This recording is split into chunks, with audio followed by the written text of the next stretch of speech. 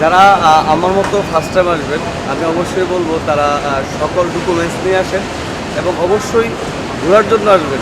আইসা থেকে যাবেন এরকমটা যেন না হয়। মানে উদ্দেশ্য সৎ হইতে হবে। উদ্দেশ্য সতর্ক হবে, কারণ এই যে দেখেন আমাদের বাংলাদেশের পাসপোর্ট যখন তারা দেখে সাইড করলো, ব্যক্তিগতভাবে একটু খারাপ লাগলো যে আসলে বাংলাদেশ পাসপোর্ট দেখে তারা সাইড করতেছে। জিনিসটা আসলে কষ্টের বিষয়।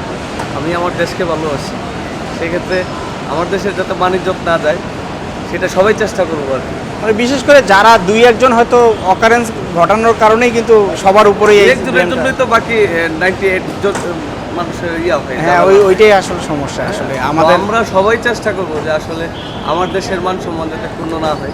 না, অনেকের একটা ধারণা আছে যে থাইল্যান্ডে ঢুকতে গেলে এই রকম ঝামেলাগুলো করে। সেই ঝামেলাগুলো মানে যে কারণে করে সেটা তো আমরা বুঝতেছি, কিন্তু যারা নতুন আসেন, প্রথমবার আসেন, ওনারা কিন্তু আসলে কনফিউজড হয়ে থাকেন যে কি জিজ্ঞেস করবে, কিভাবে কি। তো আপনাকে কি কি ধরনের প্রশ্ন জিজ্ঞেস করছে? এরকম কোনো ধরনের প্রশ্ন করে নাই, জাস্ট প্রথম সাইড করলো একজন পুলিশ, কাগজপত্র দেখলো, আমার বিজনেস ভিজিটিং কার্ড দেখলো, বাকি কাগজপত্র দেখে ছেড়ে দিল।